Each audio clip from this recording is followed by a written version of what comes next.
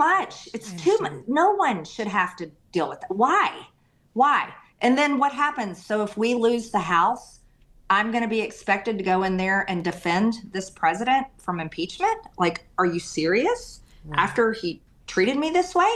It's just like it was all way too much. And I have integrity. I have self-respect, and I love my district. Oh my gosh, I've done everything I can for them.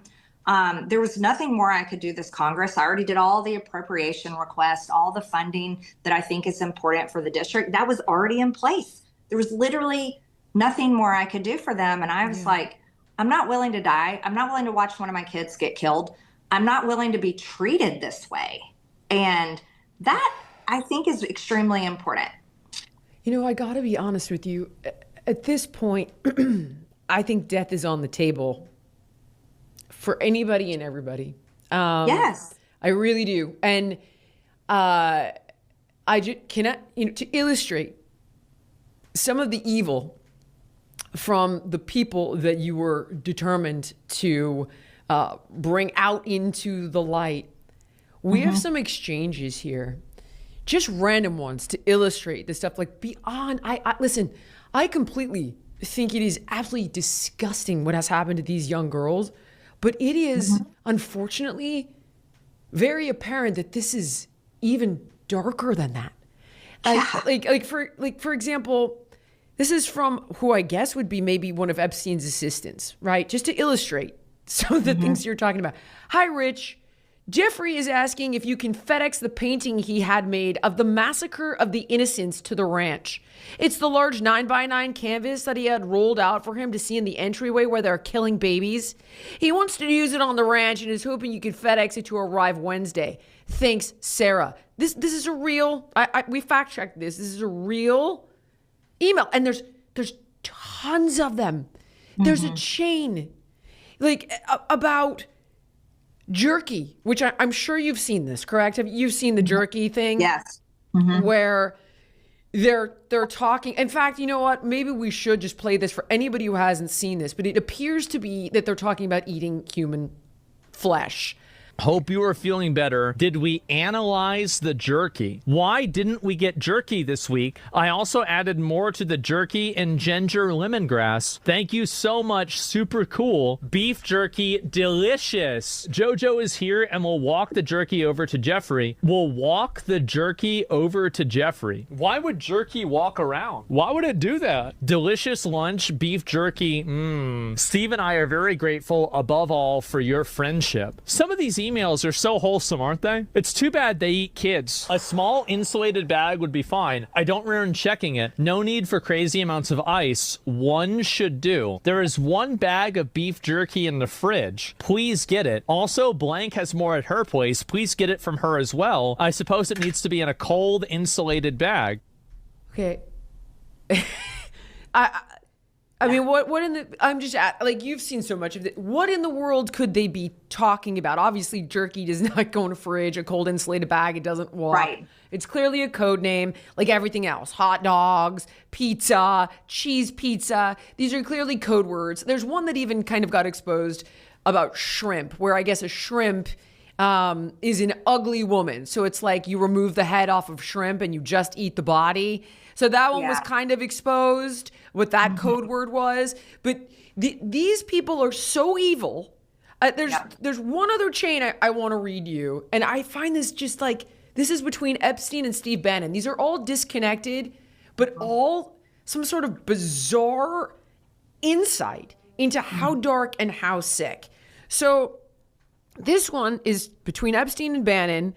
And he's talking about, okay, the subject matter is the most powerful U.S. group, much stronger than the military. I'm resting with how you get these guys on your side. You want disruption? Wow. That's from Epstein to Bannon. They all need the China speech as they are enamored with the size and naively do not recognize the ruse. Bannon, do you know these guys? Epstein, some of the founders and organizers, they're the most dangerous force in today's society. All caps, by far, exclamation, exclamation, exclamation, bioweapons. What other 60-year-old tech frightens you? Space Frontier can't operate without software. Bannon, this group, most dangerous, question mark? Wow, you know these guys? Question mark, question mark, question mark. What's the 20K reference? Do you think I could get an invite to speak?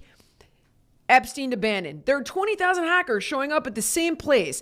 They will be sharing ideas on hacking crypto exchanges, voting booths, medical records, crypto wallets, denial of service attacks, competitions as to which team can break a secure code, a Jeopardy-style competition rebreaking phones, networks, hacking self-driving cars and planes. Bannon, get it.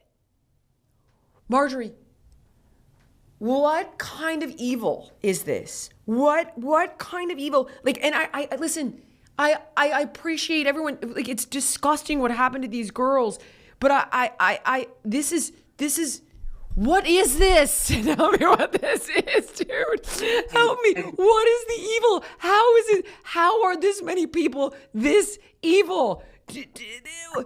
What? It's I know. It's really, it's terrible. It's honestly, it's power and money. It truly corrupts and it rots people's souls. And I think that's honestly what everybody's getting to look at in these Epstein files. But of course they can't come out, though. I'm sorry to interrupt you, but of course they can't come out. Didn't Bannon help Trump win in 2016?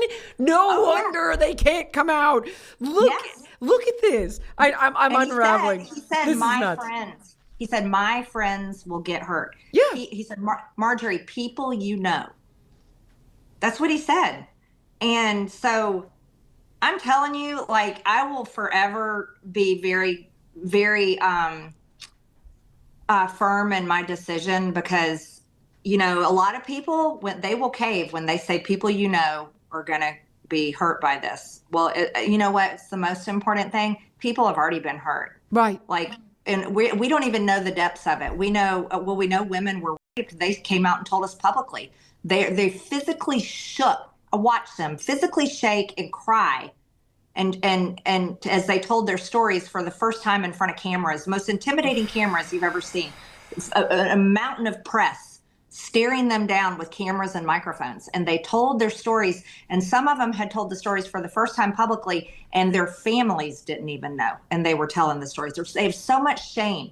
They're so guilty, and they have survivor's guilt. And that's just a piece of it. But what we're looking at when you dig into the massive layers of the connections between, my God, all of these people, like the richest, most powerful people in the world, the decision makers tied in with government leaders and intelligence and banks, and looking at how they operate, and they gave no care. They gave no care to horrors and evil and the things that Jeffrey Epstein was doing, even to the point, like I read this morning that Dr. Oz invited Epstein to some Valentine's Day party he and his wife were having in 2016. This is Dr. Oz that's currently serving in the Trump administration over Oz. Medicare. Exactly. But that was after Epstein had been convicted of pedophilia. So it's like, what? How do these people, and that's the hardest part. These are people that we may love, people that we have cheered for, people that I know I supported. And it's both sides of the aisle. Everybody has got to come to the horrible, nasty truth in our faces that they have all come together. And it was about making money. It was about influence. It was about power. And it is being part of the ruling world elites that have affected all of our lives. And if we as a country cannot swallow that down and hold our government accountable, Jillian, it's beyond, I think it's gone already, but it is past gone. If we cannot do that, seriously, if we can't say this, no, we've had it with every single one of you. Yes. Get the out of here. Like, what are we? Can I ask you?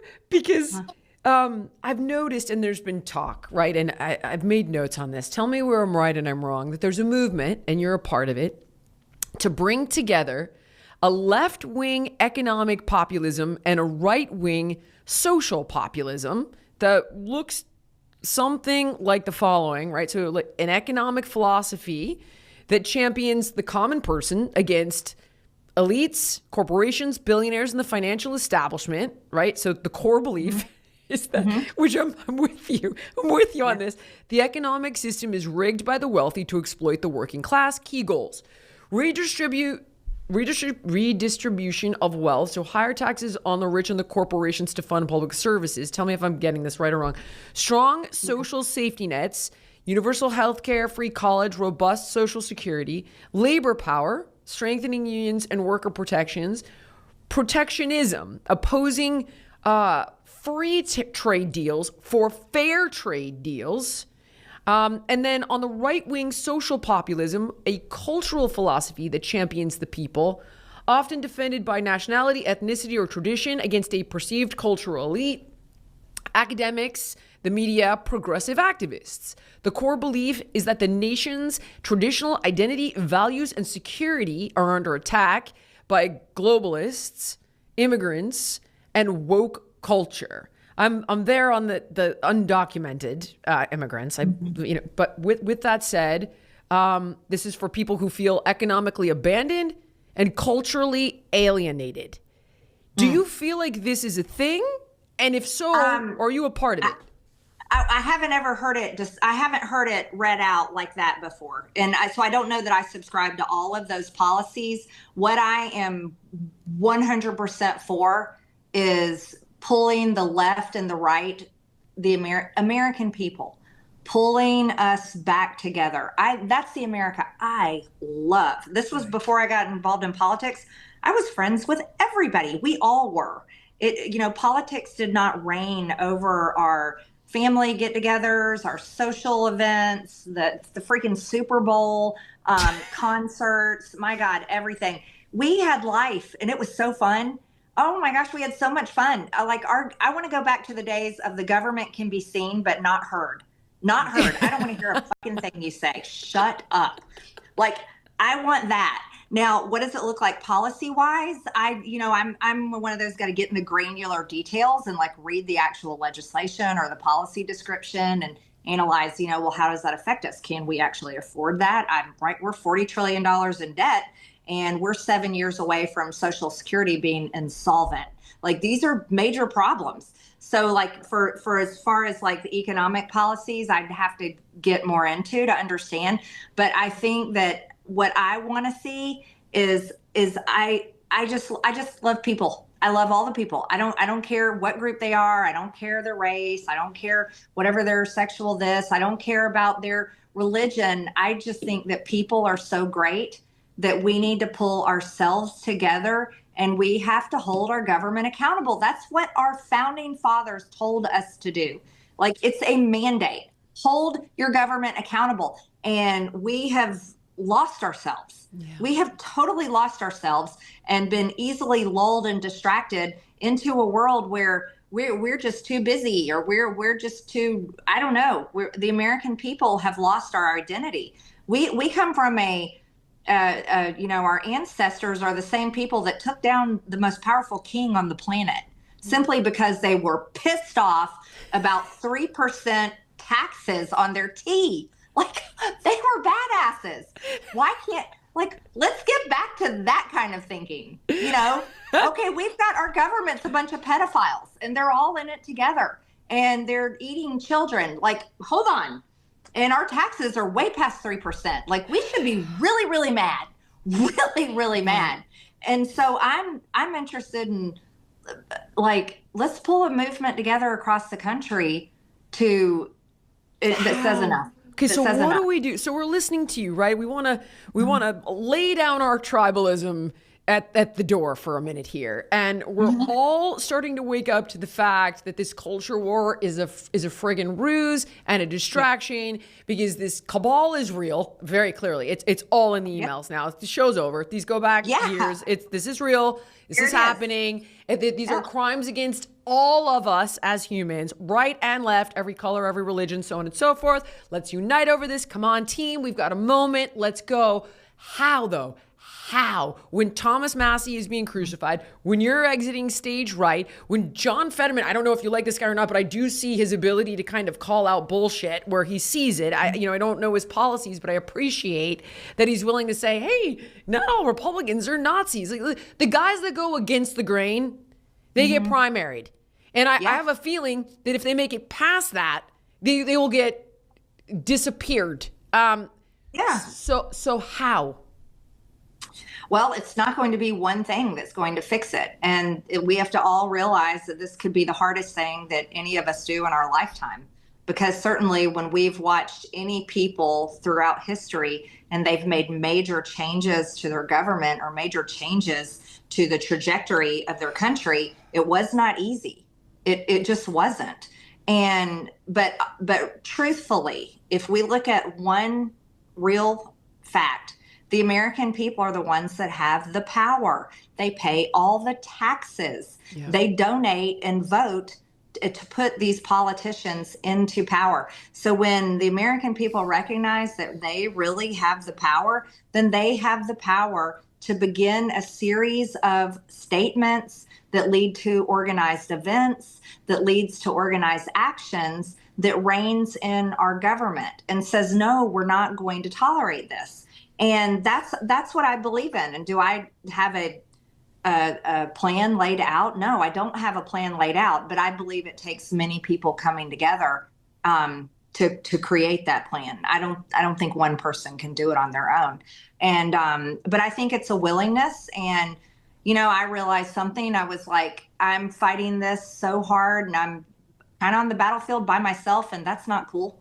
I don't really want to be out here fighting by myself. Mm-hmm. If nobody else is fighting, nobody else is willing to do this, then why am I out here like sacrificing myself? So it really takes a lot of people. It can't take, just a handful. It really has to be the American people recognizing that we have a problem, and the problem is going to get real ugly really fast. And like I said, think about this. Social Security is insolvent in 7 years. 7 years. That's crazy. 7 years. Social Security is insolvent. So this generation, the baby boomers, not the rich ones, a lot of them are really poor, that live off of their Social Security checks. They're not going to be getting those Social Security checks in 7 years. And me and you, our generation, well, we're screwed. Yep. And then the kids, forget it. Right. They're never going to get a penny. Like, this is just one little problem that no one talks about. But here we are. We're supposed to be, I don't know. We're supposed to be looking at, we're getting stuff thrown in our face that we can't even mentally digest. No, it's almost impossible. You're right. Mm-hmm. It's not an easy fix. We've hit a phase in our history that things are getting very bad, and it's not an easy fix. And I'll go back to the generation thing. Like, I love my parents' generation, baby boomers. Like, we there's so many things we love about them, that they're great. But man, their generation, I really blame their generation, the ones that were in control. They created all our problems. They did. Yeah. And they will not give it up. No. When I served in Congress, these people are old. I'm talking about nursing home old. They should not be in public old. And then that sounds very cruel. No, it's true. We've all seen it. I know exactly who you're talking about. We all know who you're talking about. They could barely put a sentence together. Yeah. Yes. Wheeled in. Yeah. And then they barely can stand up, and it's like, they can't walk. Why are we letting them vote? Yep. Like, guarantee you they can't drive a car. Yeah. I guarantee you they cannot. I bet their driver's license has been taken away, but they're running the country. Yeah. I've watched, you wouldn't believe this one, many members of Congress, I can't tell you how many late nights we're on the House floor voting, and they're drunk. They have been drinking, they're slurring their words. It's terrible. And this is what's running your country.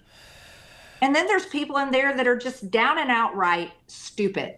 They're not, the only thing they can do is get elected, and that's how they're going to get their paycheck, and they will stay in there until they're in the wheelchair. And they should not be running the country. But that's the reality. Yep. Like, I've seen it. that I've is seen the a reality. lot of it. I mean, I've seen I've seen the people that don't know what they're doing. I've seen the people Yeah. that hate America. I've seen the people that clearly are in the throes of severe cognitive decline. Didn't know the alcoholic part. Not surprised. Yeah. And I drugs. oh my gosh. Okay. So now, what is next for you? Oh, for me, I'm having a great time. I went through I would say the hardest time of my life was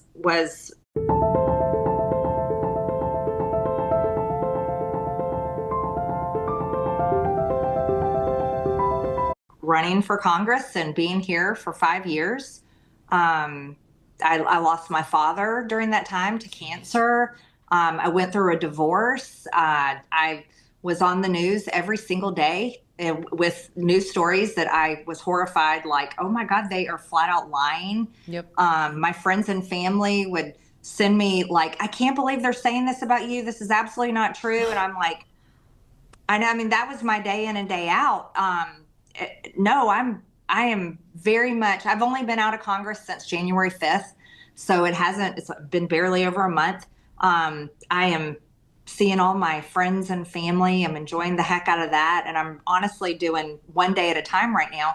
But I am interested in using my voice. I don't know what that looks like. I am interested, especially in our kids' generation, Gen Z. I mean, that's the generation I care about the most. And I very much am interested in this left-right coalition that says, screw all of you, to both the Democrats and the Republicans, I like that. and says we are going to make our demands.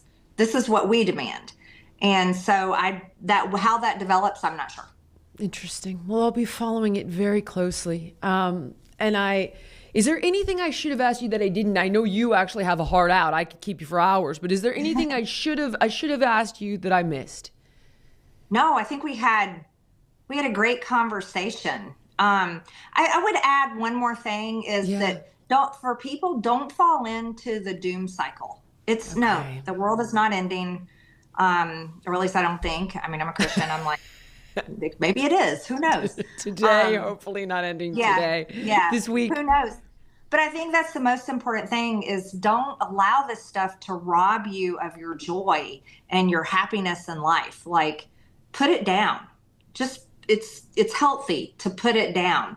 Get outside, touch grass, go do something fun, have a real conversation. Because I think where we're at right now, a lot of people are either overwhelmed by what they're seeing and reading in the news, or it's actually done something really bad and it's pushed a lot of people out to completely check out. Yeah. And you can't totally check out because then we really can't fix it then. But I think the main thing is just be honest about, okay, you yourself, you can't fix it. So it's okay to put it down for a little while and enjoy some happiness in your day. Because no single person can do it alone. And I think people feel weighed down right now by a lot of that stuff. Oh man, my wife will not even talk about it with me. She's like, I can't. Oh, wow. It's toxic. I'm like, but honey, she's like, I can't. She's like watching the Olympics. She can't. Yeah, she won't. It has a lot of people like, well, it is. It's too heavy. Yeah. For a lot of people. I've tried. I'm like, but honey, like the Epstein stuff. I'm sitting there in bed reading this stuff, and I'm trying to tell her, and she's like, don't. I mean it. I don't want to know. I'm like, she wants to sleep. Yeah. She's like, it's hard enough to sleep as a woman. She's like, I want to sleep. That's it. No, but You're not wrong. Yeah. That's probably it. That's definitely it. That's a whole other conversation. Good point. Well, I really appreciate you taking this time to talk with me. I appreciate everything you've been through. You. I'm a little late to that party, but I'm exceptionally interested to continue watching what you do. And I'm all for bringing the right and the left together and going after the real villains. So if I can be helpful with that, please know that I'm in your corner there 100%. Thank you. Oh, you're a strong voice. I really think you could play a big role in that. And thank you for talking with me about all of this stuff instead of just talking about me. That's what I really appreciate. Last question, just for everybody following now, where would you like them to go to stay in touch with you? The socials, a website? Yeah, just my socials. It's former rep MTG now, and then also MT Green E, two E's on the end on X. But I'm on most of the platforms. So Perfect. Thank you so much. And I hope we can talk again soon. Maybe about, I would love it. Maybe there'll be progress. We can talk about that. That'd be great. Yeah, So. better things. Yes. Thank you so much, Jillian. I think you're great, and I really appreciate you having me on. Oh, it's absolutely mutual. Hopefully we'll speak soon. Thank you so much for watching. If you enjoyed the podcast, please like, comment, subscribe, and share. And make sure to let me know what guests you want to see on in the future. Hey, excuse me. If you fill up my cup, I'll fill up your gas tank. For real?